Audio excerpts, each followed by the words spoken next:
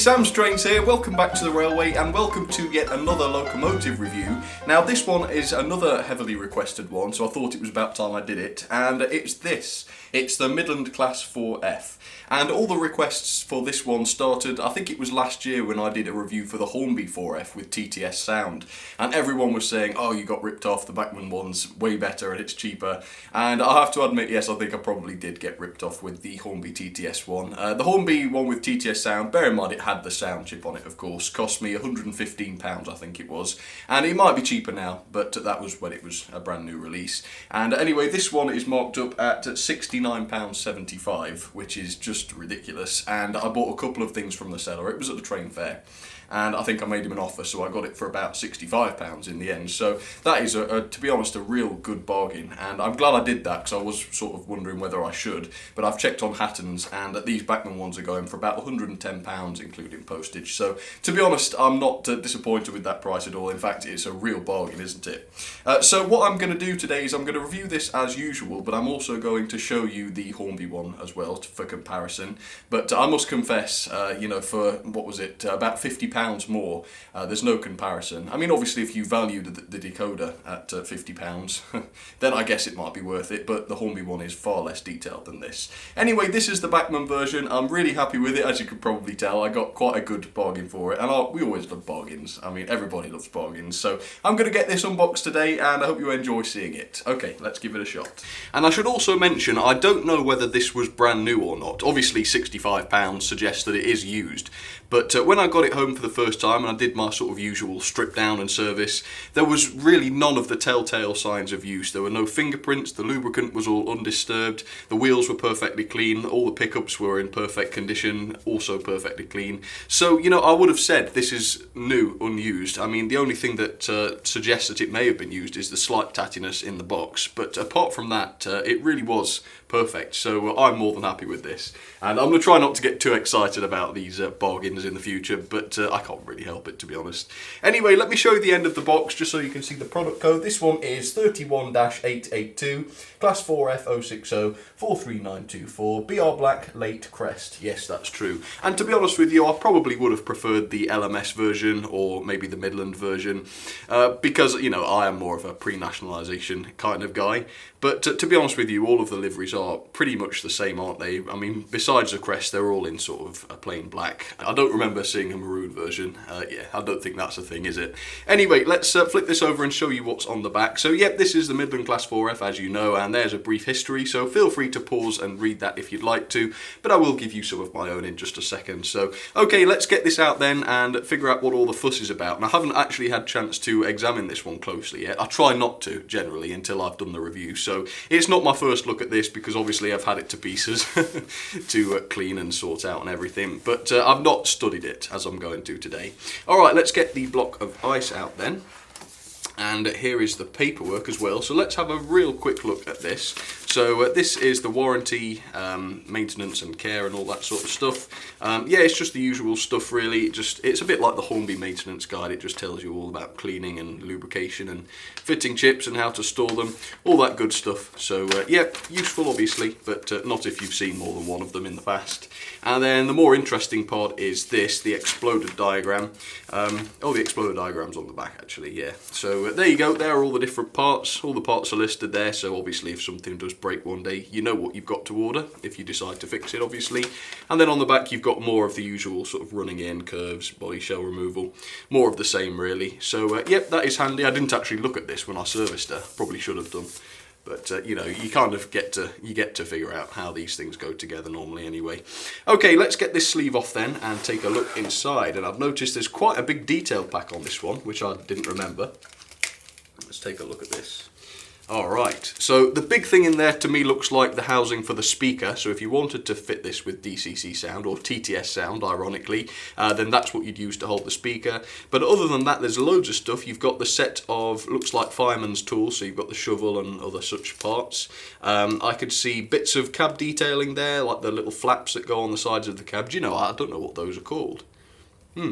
Anyway, then there's some couplings there, chain link couplings of course, and there may have been a front coupling in there, but no, I don't see it. Maybe, yeah, no, it's fitted to the loco already.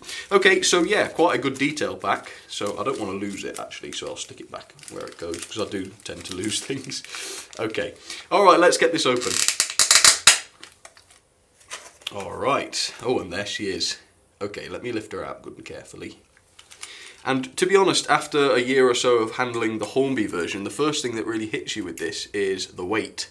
It has got an awful lot of weight to it, and also feeling this, let me just, if you touch things with your bottom lip, I know it sounds disgusting, but if you touch things with your bottom lip, or even your tongue, dare I say it, this is getting weird. Let's rein it back in. That will tell you whether or not these things are cast metal.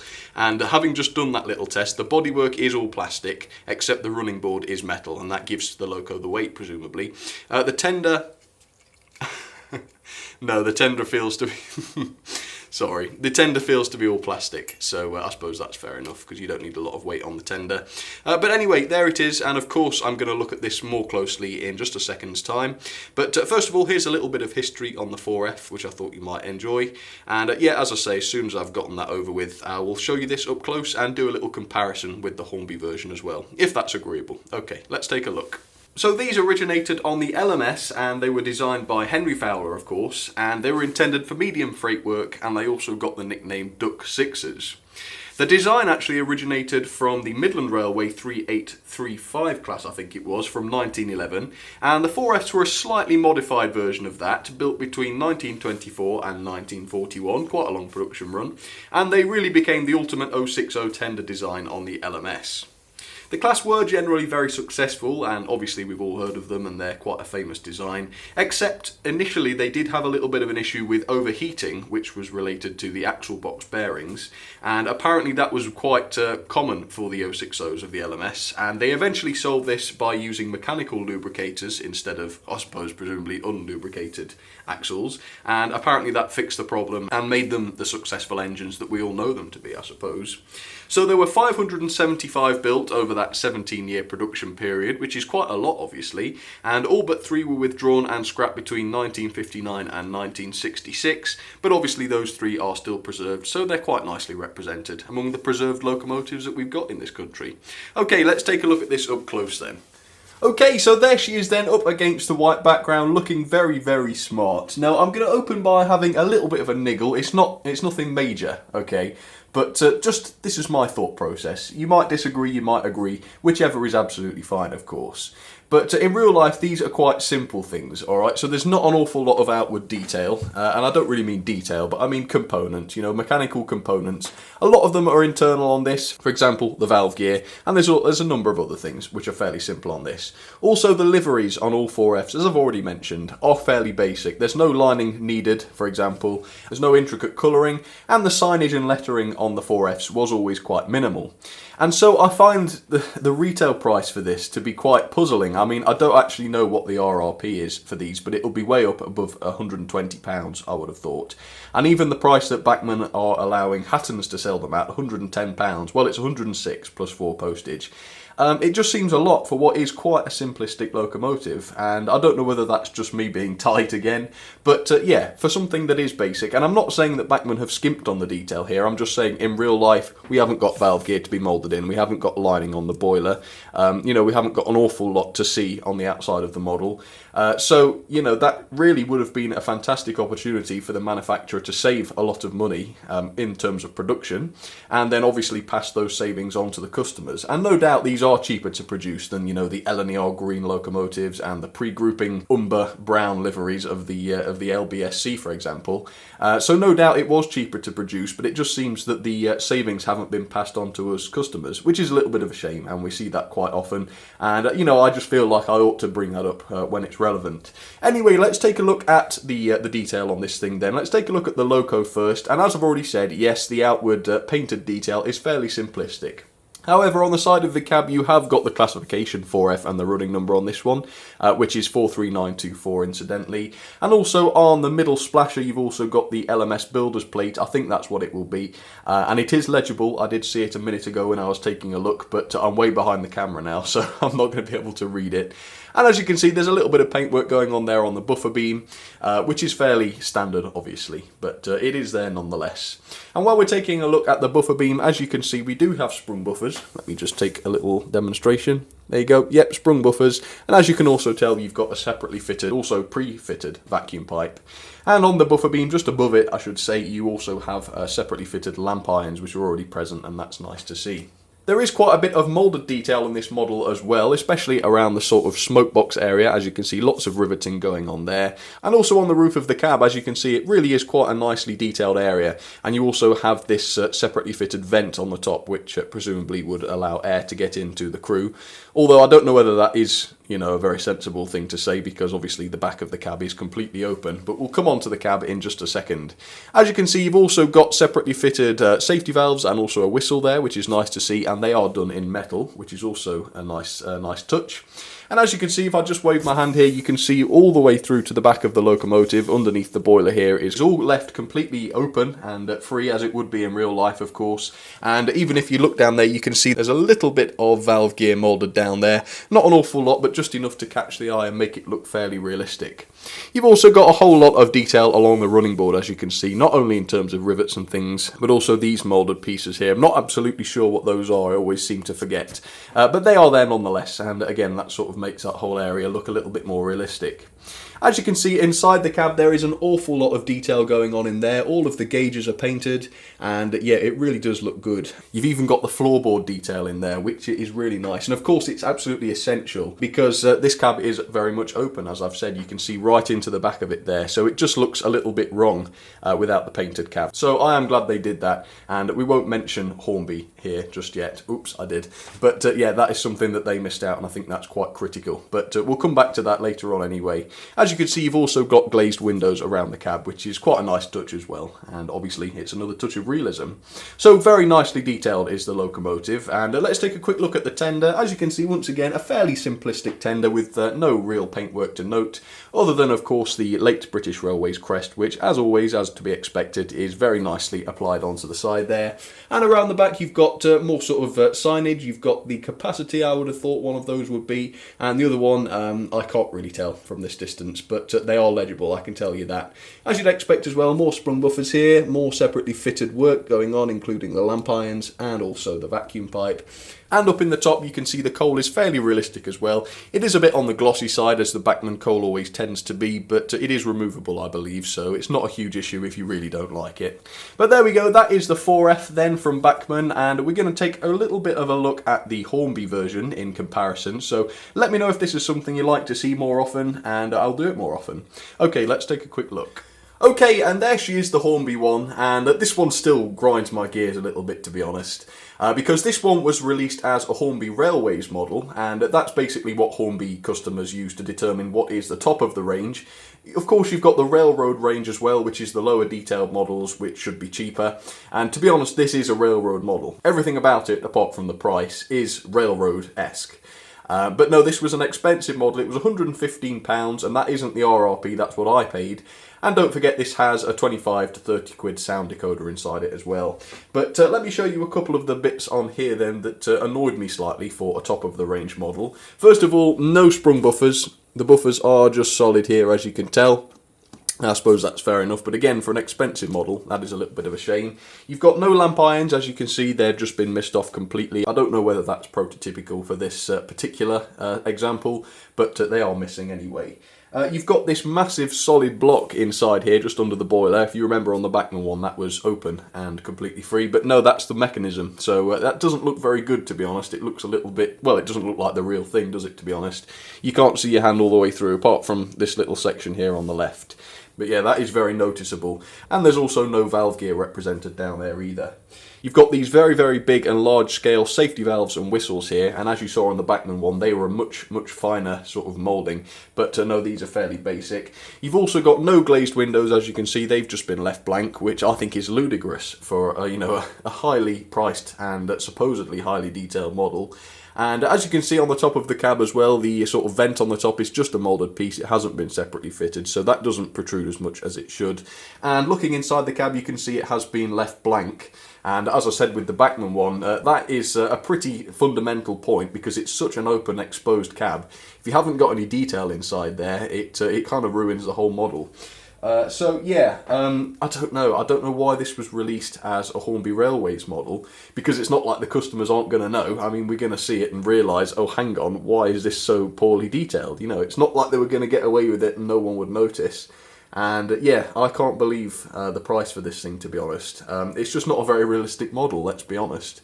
And another thing I've noticed about this, and this might be prototypical, but the reversing rod and this equipment on the side of the smokebox / boiler here was on the other side on the Bachmann version, and as you can see, those moulded details that I pointed out just in between these splashes, I didn't know what they were, they're actually on the other side on this, so it's like the loco has been flipped, it's like a mirror image of it. Now that's probably one of three things: either Hornby got it right and Bachmann got it wrong, Bachmann got it right and Hornby got it wrong, or in real life there were variations which had the reverser and everything on the other side. If anybody knows that, that would be really interesting. But yes, definitely a little bit ripped off was I when I bought this. I have to admit though, now these are selling for about £60 to £70. In fact, they're selling for about the same price I bought my Bachmann one for, except they haven't got the decoder. But if you want to pick one of these up cheap, I mean, it's still not cheap enough really, is it? 60 to 70 quid, but it's certainly better than over 100. Anyway, let's get the Bachmann one down onto the track then and do some slow speed testing and see how she runs. Okay, so back to the Bachmann version then. There she is down onto the track. Oh, she is lovely, isn't she? Anyway, because she's a freight locomotive, I thought I would couple her to a freight train today, so I've put out a few wagons. I'm not sure how many there are, but they are old-fashioned ones, so they're quite hard to pull, so if she can manage them, as always, that'll be quite an impressive demonstration of strength. Anyway, this loco is pretty damn good when it comes to performance. She has got tender pickups on 2 of the axles, so, you know, it's pretty good and stable, and of course she's got all-wheel pickup on the actual loco itself. So she's just about to go over an express point now, so what I'm going to do is set her into reverse so that she's not going onto the express point straight away, because we want to see how she runs just on a piece of regular track. So let's give that a shot then, and if I remember correctly, she did run very, very nicely when I first got her, so let's see. Just turning it up now. And she started to move. And as you can see, that is very nice and controllable. If I just inch it up a bit more, she'll speed up a touch more. I mean, it's just what you want, isn't it? Really, really lovely. So smooth. And of course, heavy. I didn't really lay that on very thickly, but she is very, very heavy because of that cast metal running board. So she actually has a fair bit of power, as you're going to see. And there she goes over the express point, the whole thing, tender to. No hesitation, didn't see a slow down, didn't see a cut out, didn't see anything. So very good, as you can see. Okay, let's see how she pulls then. Let's go and couple to those wagons. Nice and steadily does it. There we go. Now I can't actually see the viewfinder from here, so I'm going to guess that she's in shot there. Yeah, pretty much. Very nice. Okay, right, well let's see if she can manage them then. Hopefully she'll be able to. I mean, it's not that much of a long train. So yeah, let's give it a shot. Up forwards. Alright. And this is a good chance to have a look at some of the wagons I've put onto there. I've tried to get a good variety, as you can tell. So there we go. Let me speed this lot up a little bit then. Okay, and let me show you what is running on the middle line then. So I've put the Hornby TTS version of this on, and I've just switched the sound on so that you can hear it. It is quite a loud one, this, so I do hope it doesn't get too obnoxious, and I think she's actually going a bit too fast as well. So let me give her a whistle as she passes you. Or not, because Railmaster's stopped responding. Okay, sorry about that. Oh, hang on. There we go. Better late than never. Okay, on the inside line, I have got a Stanier tank engine, and this one's a bit of an odd one out today because it's not an 060. But here she comes with some lovely crimson coaches, and the 4F is just sort of steaming by, so I'll slow her down a bit. So there we are, that's the Stanier tank. And there's also quite a few other engines out on the line today, and as always there is one odd one out. So see if you can figure out which one it is, and as always enjoy the running session. So there's the Hornby version, and I have to admit she always runs beautifully. A little bit of a pickup problem, but that's all I can say. The motor in there is very, very lovely, and it's probably even better in terms of performance than the Bachmann version, but I think that's the only area where you could say it was better. And here is the Bachmann one, which I must admit is beautifully smooth, and you can tell it is. And she's managing with this rolling stock just fine, as you can tell. Yep, no problem at all. Oh, and look, we've got the Stania 264 just coming in as well. That's very lovely, that one is. And still in need of a review, actually, that one. So I'll try and get to that at some point. But yeah, she's a beautiful runner, as you can tell. Yep, looking quite nice with the coaches too.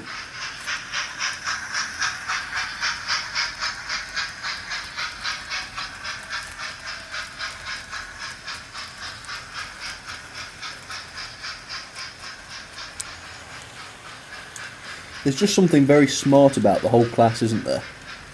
I think 060 tender engines in general always look smart, don't they?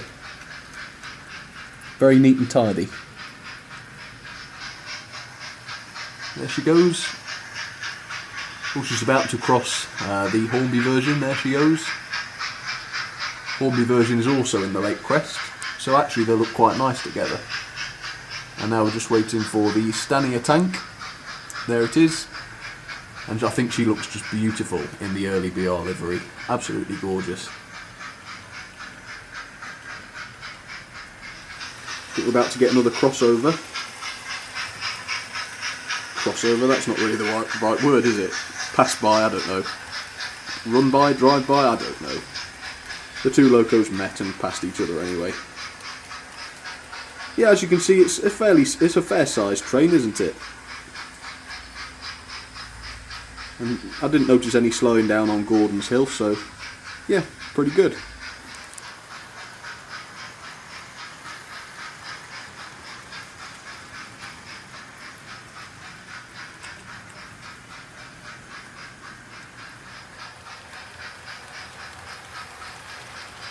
So here are my ratings then for the Bachmann 4F. Detail 4 out of 5. Yes, as you can see, the detail is very, very realistic and very, very good on this one. So I've given it high marks there.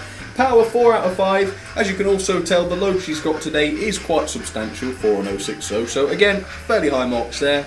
Slow speed, as you saw, a very, very good slow speed. She's got those tender pickups, so she's not in any danger of stalling really, and as is clear, she's very good and controllable, even at the very slowest of speeds.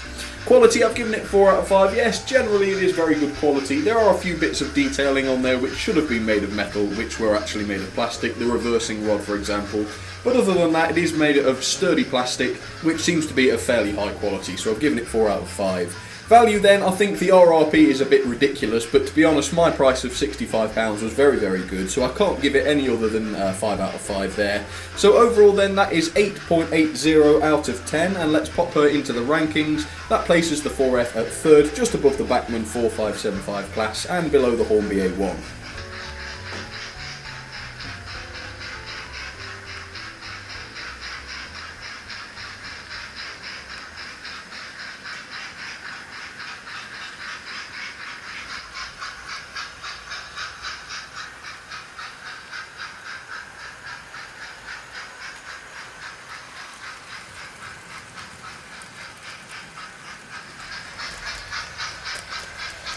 Here she comes under the passenger footbridge.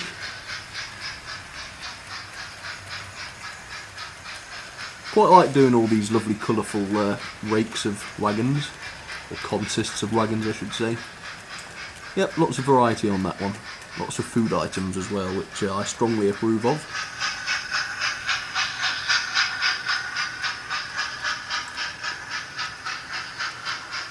Bit of a mixed train going on there. I forgot to mention that, to be honest. I don't know how, but yeah, I like doing mixed trains once in a while. Although the Bachmann version has just got an all freight train. That's okay. Looks quite nice, I think. Okay folks, well I think that is just about going to do it for today. I hope you enjoyed that review, and of course let me know if you liked the little comparison I did, because I could do some more of those. I recently bought the Hornby Railroad 2P, so I was thinking I could do a comparison video between the Railroad and Railways version. I thought that would be interesting. But for now folks, thank you very much for watching as I said, and I hope you enjoyed it, as always. And if you did, feel free to leave the video a like or even a comment, because I do love it when you guys get in touch. But for now, that's all I've got to say I think, so I'll see you all very soon, and for about the 10th time, thank you all for watching, and thank you for your company. Alright, cheers everybody, see you next time.